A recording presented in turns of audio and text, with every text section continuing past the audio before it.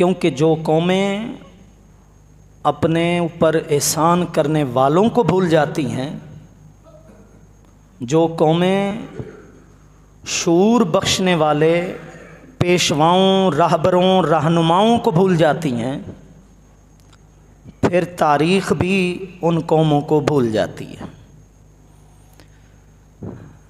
جو اپنے محسنین کو فراموش کرتے ہیں، تاریخ کبھی بھی انہیں دہراتی نہیں ہے، انہیں زندہ نہیں رکھتی، تاریخ بھی انہیں فراموش کر دیتی ہے۔ قومیں صفحہ ہستی پر وہی زندہ رہتی ہیں جنہیں اپنے محسن قدم قدم پر یاد رہتے ہیں۔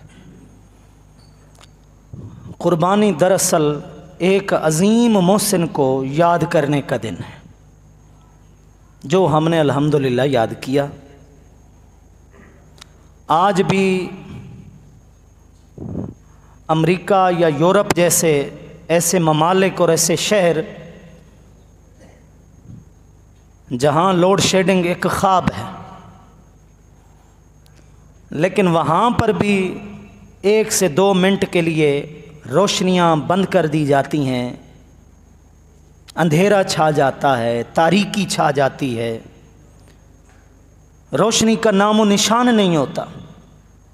سرکاری سطح پر یہ یوں سمجھیں اندھیرا کیا جاتا ہے۔ کس لیے؟ تاکہ جناب جس سائنسدان نے، تھامس ایڈیسن نے، جس نے بلب ایجاد کیا تھا، وہ تمہیں یاد رہے۔ وہ لوگ اپنے محسن کو یوں یاد رکھتے ہیں۔ اندھیرا چھا جائے گا، بجلی کی قدر کا پتہ چلے گا، روشنی کی اہمیت کا پتہ چلے گا، احساس ہوگا کہ اندھیرے کے بغیر زندگی روشنی کے بغیر کیسے گزرتی ہے، اندھیرے میں زندگی کتنی مشکل ہو جاتی ہے۔ تو پھر وہ یاد کریں گے کہ یار سب سے پہلے یہ بلب ایجاد کس نے کیا، بجلی کس نے دی، روشنی کس نے دی۔ لیکن ایک مسلم قوم ہے جسے یہ یاد نہیں ہے کہ کس روشنی نے اس کے ایمان کو زندہ کیا، کس چراغ نے اس کے نور ایمان کو منور رکھا۔ تو اس لیے یہ ایک دنیا کی روایت ہے، سماج میں، معاشرے میں ہمارے سامنے ہے کہ اگر غیر مسلم لوگ ایک بلب ایجاد کرنے والے کو ہر سال یاد رکھ سکتے ہیں، تو رب نے قربانی کا جو فریضہ رکھا ہے وہ مسلم قوم کے عظیم محسن جناب حضرت ابراہیم علیہ السلام کی یاد کو زندہ رکھنے کے لیے رکھا ہے۔ اللہ رب العزت نے اپنے دین کے بنیادی ارکان میں سے 5واں اور اہم رکن جو حج رکھا ہے، وہ بھی قدم قدم پر حضرت ابراہیم علیہ السلام اور ان کے گھرانے کی یاد کو زندہ رکھنے کے لیے رکھا ہے۔ اگر 4-5 لاکھ روپیہ خرچ کر کے حاجی حج کر کے آئے، طواف بھی کرے، کعبۃ اللہ کی زیارت بھی کرے، مینا میں جائے، کنکر مارے، صفا و مروہ کے درمیان سعی کرے، لیکن نہ اسے جناب ابراہیم یاد آئیں، نہ انہیں جناب حضرت اسماعیل یاد آئیں، نہ حضرت خلیل کا گھرانہ یاد آئے، تو 4-5 لاکھ روپے کہاں چلے گئے؟ یہی معاملہ ہر سال قربانی کا ہے، جو فریضہ ہم ادا کر چکے ہیں۔ اس سبق کو آج دوبارہ دہرانے کی ضرورت ہے، اپنے عمل کے جائزہ لینے کی ضرورت ہے کہ اللہ نے یہ فریضہ جس مقصد کو زندہ رکھنے کے لیے ہم پر لاگو کیا ہے، کیا وہ مقصد زندہ ہم نے کیا بھی ہے یا نہیں؟ تو اسے یوم احتساب کے طور پر منانا چاہیے۔ قربانی کا 3را دن یوم احتساب کے طور پر منانا چاہیے کہ ہم جائزہ لیں اور حساب لیں کہ جو فریضہ اللہ کی بارگاہ میں پیش کر چکے ہیں، اس سے ہم نے کیا پایا ہے، کیا کھویا ہے، حضرت ابراہیم علیہ السلام کو کتنا ہم نے یاد کیا ہے، اور آپ کی ملت کو زندہ رکھنے کے لیے اگلی زندگی کے اندر کتنا ہم تیاری کر چکے ہیں، یہ بات یاد رکھنے کی۔ تو دراصل قربانی ہماری اس فکر کو زندہ کرتی ہے کہ جو شخص اپنا مال و متاع، اپنی جمع پونجی، زندگی بھر کی محنت اور ریاضت رب کی رضا کے لیے لٹا دیتا ہے، تو پھر اللہ تعالیٰ کی رحمت بھی اس کے لیے اپنے دروازے کھول دیتی ہے۔ جو شخص پوری دنیا سے منہ موڑ کر، رخ پھیر کر، اپنا رخ صرف اور صرف اس منزل کی طرف لگا دیتا ہے جو منزل رب کے قرب تک پہنچاتی ہے، اس رستے کا اپنے آپ کو مسافر بنا دیتا ہے جو رستہ رب کی رضا تک مسافر کو لے کر جاتا ہے، تو اللہ رب العزت بھی اپنے قرب کی منزلیں پھر اس کے لیے آسان کر دیتا ہے۔ اور جو شخص بظاہر دنیا کی محبت، عارضی شہرت، زائل ہونے والی جو ایک عزت ہے، اس کے پیچھے نہیں دوڑتا، بلکہ اس ہستی کی بارگاہ تک پہنچنے کی کوشش کرتا ہے جو ہستی کسی کو دائمی عزت بخشتی ہے، جو ہستی کسی کو دائمی عظمت بخشتی ہے، جو ہستی جس کا ذکر دائمی طور پر زندہ رکھتی ہے۔ تو جو شخص ایسی محنت کرتا ہے، ایسی جستجو کرتا ہے، اس کے دل میں ایسی لگن ہوتی ہے، تو پھر اللہ رب العزت بھی دنیا کو دکھا دیتا ہے کہ جو میرا ہو جاتا ہے پھر میری رحمت اس کی کیسے بن جاتی ہے۔ اور یہی کچھ جناب حضرت ابراہیم علیہ السلام نے کیا کہ اپنا سب کچھ انہوں نے اللہ کی رضا کے لیے وقف کیا۔ ایک وہ وقت تھا کہ رب مانگتا رہا اور ابراہیم لٹاتے رہے، مال دیا، اپنی جان تک دی، پیش تو کر دی نا، نار نمرود میں اپنی جان تک پیش تو کر دی، بلکہ بڑھاپے میں ملنے والا وہ سرمایہ حیات جو بڑھاپے کا سہارا ہوتا ہے، بچہ، اولاد، بیٹا، وہ بھی دیا، وطن دیا، خاندان، بستی، اپنا قبیلہ، رشتہ دار، اعزا اقربا، رب کے فرمانے پر سب کچھ لٹایا۔ پھر وہ وقت آیا کہ اب ابراہیم کے مانگنے کی باری تھی، ابراہیم مانگتے رہے اور پھر رب دیتا رہا۔ تو یہ عبد اور معبود کا جو ایک تعلق ہے نا، کہ جب عبد پورے ظاہر اور باطن سمیت اپنے معبود کا ہو جاتا ہے، تو پھر جس کا وہ عبد ہے اس معبود کی بھی رحمت اور برکت پوری کی پوری اس شخص کی زندگی کو گھیر لیتی ہے۔ وہ شخص رب کی حفظ و امان میں آ جاتا ہے، رب کی پناہ میں آ جاتا ہے۔ تو پھر جس شخص نے رب کے ذکر کو بلند کرنے کے لیے خود کو بظاہر مٹا دیا، رب تعالیٰ اس کا ذکر پھر ایسا بلند کرتا ہے کہ رہتی دنیا تک، آنے والی نسلوں تک صدیاں گزر جاتی ہیں، لیکن اس کے ذکر کے اندر رونق مزید بڑھتی رہتی ہے۔ یہی کچھ جناب حضرت ابراہیم علیہ السلام کی زندگی ہمیں سکھاتی ہے کہ اگر تمہیں رب کا قرب حاصل کرنا ہے تو تمہارے اندر حوصلہ ہونا چاہیے، تیاری ہونی چاہیے کہ تم اپنا سب کچھ لوٹانے کے لیے تیار ہو۔ اور جس نے یہاں سودا کرنے میں اپنے مال کا، اپنی جان کا، اپنی ذات کا نفع سوچا، وہ اس سودے میں، وہ اس تجارت میں کبھی بھی نفع حاصل نہیں کر سکتا۔ یہ وہ سودا ہے، یہ وہ تجارت ہے جس میں ہمارا اپنا کچھ نہیں ہے، جس میں سب کچھ رب کا ہے۔ یہ اس کی مہربانی ہے کہ جب بندہ کہہ دیتا ہے کہ میرا سب کچھ تیرا ہے، تو وہ پھر سب کچھ ہمیں دے دیتا ہے اور اپنی رحمت بھی دے دیتا ہے، اپنا فضل بھی نصیب کر دیتا ہے۔ یہ حضرت ابراہیم علیہ السلام کی وہ زندگی جس کا تعارف خود قرآن مجید نے کرایا ہے، یہ زندگی دراصل ہم سب مسلمانوں کے لیے ایک نمونہ حیات ہے، نمونہ راہ ہے، اسوہ حسنہ ہے۔ اس لیے حضرت ابراہیم علیہ السلام کو آنے والی تمام مسلم نسلوں کے لیے مقتدا بنایا گیا، پیشوا بنایا گیا، رہبر اور رہنما بنایا گیا، حتیٰ کہ اللہ رب العزت نے اپنے آخری محبوب عظیم پیغمبر ہمارے نبی مکرم صلی اللہ تعالی علیہ وآلہ وسلم کی طرف بھی وحی فرمائی کہ انتبع ملت ابراہیم حنیفہ، کہ اے حبیب آپ کا دین بھی وہی دین ہے جو میں نے آپ کو دیا ہے، جو دراصل ملت ابراہیمی کا دوسرا نام ہے، دین اسلام ہے۔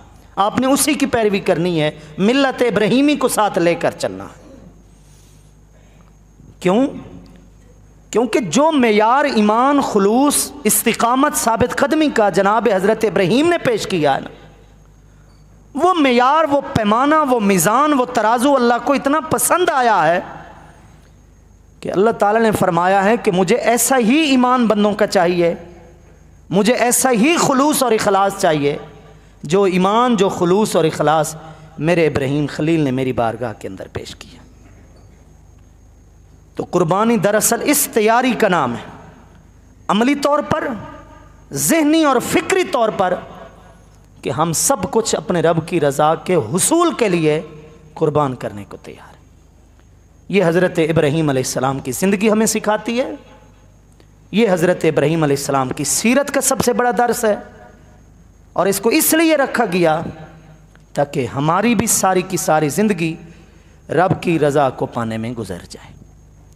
اب اس میں جو دیر لگتی ہے وہ ہماری وجہ سے لگتی ہے، ہم دور اتنے ہیں، ہماری رفتار اتنی سست ہے، ہماری سواری اتنی کمزور ہے کہ منزل کو پانے کے لیے ہمیں دیر بہت لگ رہی ہے۔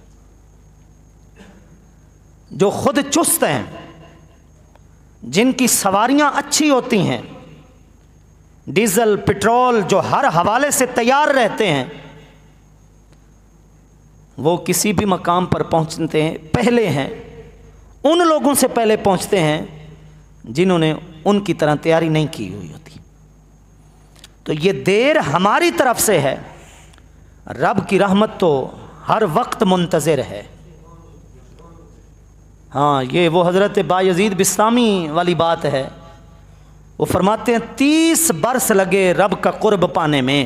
سنیے گا ذرا، 30 برس لگے رب کا قرب پانے میں، اور جب میں پہنچا تو پتہ چلا رب تو پہلے سے ہی میرے انتظار میں تھا۔ جب میں پہنچا تو پتہ چلا رب تو پہلے سے ہی انتظار میں تھا۔ اور یہ وہی بات ہے جسے حاکم وقت نے مادھو لال کے آگے کہا تھا کہ مادھو لال رب تک تو پہنچا کیسے ہے؟ اور مادھو لال درویش نے آگے جواب دیا، کس نے کہا کہ میں رب تک پہنچا ہوں؟ رب تو خود مجھ تک پہنچا ہے۔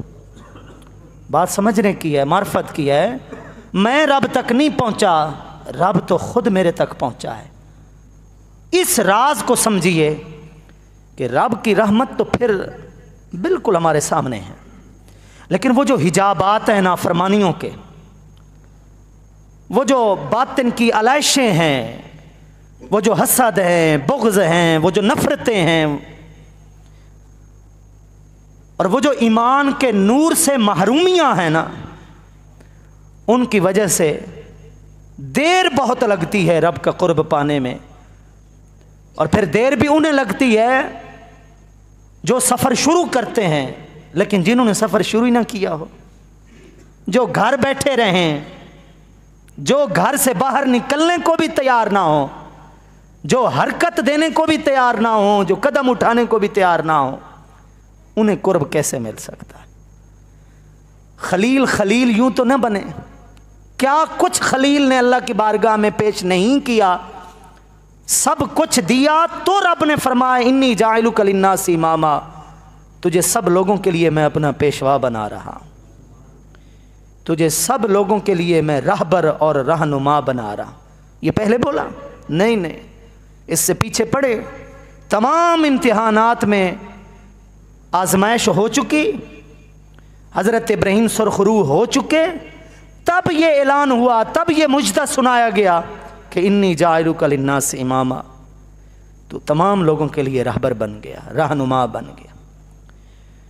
तो हज़रत इब्राहीम अलैहिस्सलाम की पूरी ज़िंदगी हमारे लिए कम से कम ये सबक ज़रूर देती है कि रब का कुर्ब पाना आम बात नहीं है।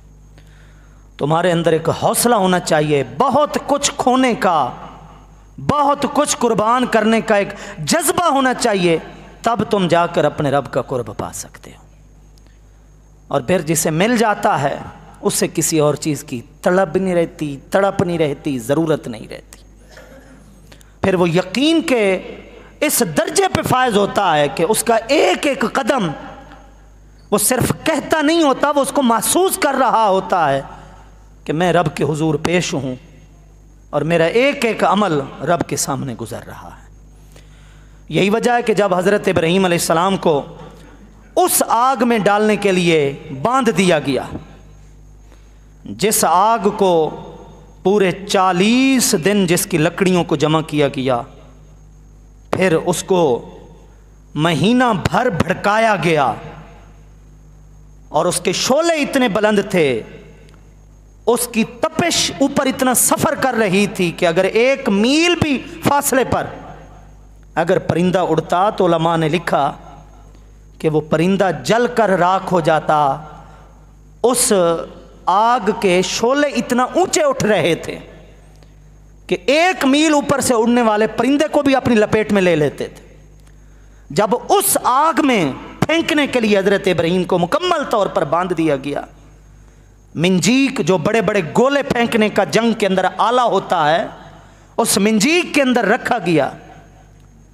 अब एक और यकीन की आजमाइश है, एक जाहिर की आजमाइश थी, वो दुनिया देख रही है, और एक बातिन की आजमाइश अब शुरू हुई जो रब ने जांचना था।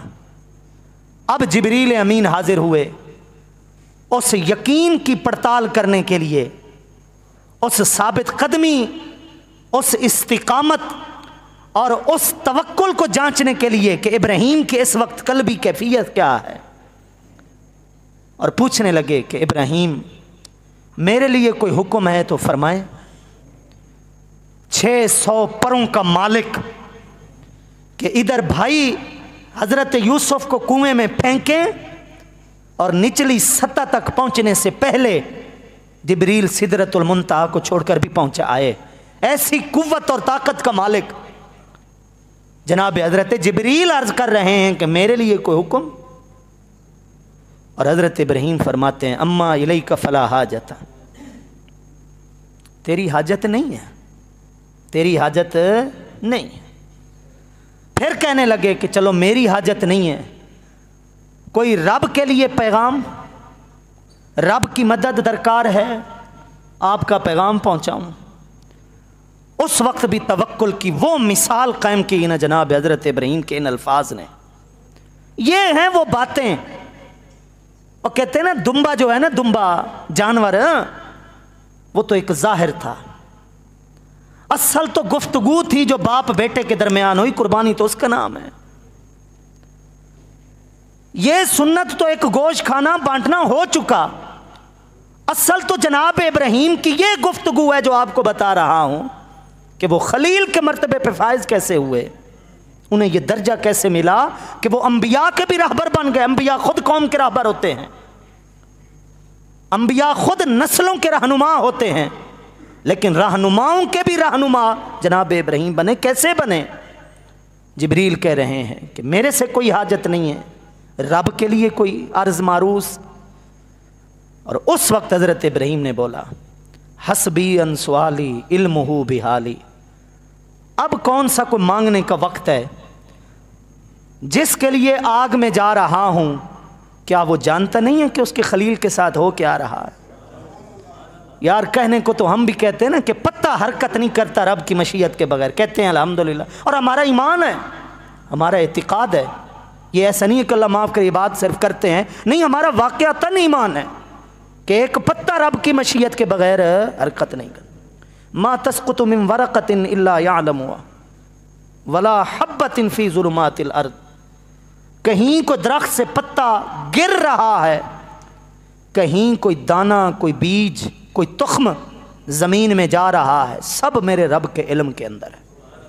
और उसकी कुदरत, उसके इरादे, उसकी मशीयत के बगैर कोई हरकत नहीं है, हमारा ईमान है। लेकिन जो ईमानी कैफियत को महसूस करके इस अजीम अज़मैश के मौके पर हज़रत इब्राहीम ने हमारे सामने मिसाल कायम की है, ये बातें बता रही हैं कि ये बातें कहने की नहीं होती, ये बातें महसूस करने की होती।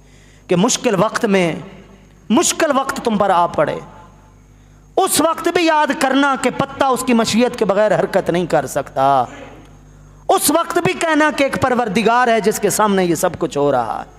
अगर उसको मंजूर है हमारा नुकसान तो कोई बात नहीं, और अगर उसको मंजूर नहीं है तो दुनिया भर के लोग इकट्ठे हो जाए, हमें नुकसान नहीं पहुंचा सकते। इसको ईमान कहा जाता है, जो हज़रत इब्राहीम ने इस मौके पर फरमाया। जिसके लिए आग में जा रहा हूं उसे पता नहीं है कि उसके खलील के साथ क्या हो रहा है। और फिर उसने वो कुदरत का करिश्मा दिखाया, वो मौजज़ा दिखाया, अक्लों को हैरान करने वाली बात कि जिसको महीनों भड़काया गया था, जिसके लिए कई दिन लगे जंगल की लकड़ियां इकट्ठा करने में, जिसके लिए आपको बताया कि 1 मील ऊपर से उड़ने वाला परिंदा भी उस आग की लपेट में आ जाता था, उसे कहा गया या नारु कूनी बरदम व सलामन अला इब्राहीम, ठंडी हो जा, ठंडी भी ऐसी हो जा कि ठंडक भी तेरी हद्दे इत्तिदाल में रहे, कि न तेरी हरारत मेरे इब्राहीम को नुकसान पहुंचाए, न तेरी ठंडक मेरे इब्राहीम को नुकसान पहुंचाए। कितनी बड़ी बात है ये। दरअसल इस बात का इजहार है कि सारी दुनिया तुम्हारे मुखालिफ हो जाए ना, और तुम अगर हक पर हो तो तुम्हारा सबसे ज़्यादा यकीन कामिल अपने रब की ज़ात पर होना चाहिए। ये दरअसल इस चीज़ का इजहार है। क्यों इकबाल ने कहा कि ये दौर अपने इब्राहीम की तलाश में है, सनम कदा है जहाँ ला इलाहा इल्लल्लाह, कि जहाँ जहाँ बुत परस्ती है, जहाँ जहाँ बातिल है, वहाँ ये ज़माना एक और इब्राहीम की तलाश में फिर रहा है। आज इस दुनिया को फिर इब्राहीम खलील की ज़रूरत है। क्यों कहा? इसलिए समझाया कि इब्राहीम जैसे ईमान की ज़रूरत है, इब्राहीम जैसे तवक्कुल, तयक्कुन, यकीन की इस्तिकामत और साबित कदमी की ज़रूरत है। कि बादशाह तो बादशाह रहा, पूरी रियाया इकट्ठी, और रियायत तो रिया रही यार, ये हशरातुल अर्द, ये ज़मीन के कीड़े मकोड़े, ये छिपकली, ये आग के अंदर फूंके मार रही थी। बताया गया कि पूरी दुनिया इब्राहीम के मुखालिफ हो चुकी है, पूरा जग चाहता है कि इब्राहीम का नामो निशान मिट जाए, और अगर एक परवरदिगार नहीं चाहता तो फिर कोई नहीं मिटा सकता। ये इजहार था जो सुन्नत इब्राहीमी में हमें सबक सिखाया गया और समझाया गया कि तुम्हारा रब के ऊपर तवक्कुल इस पाए का होना चाहिए, इस दर्जे का।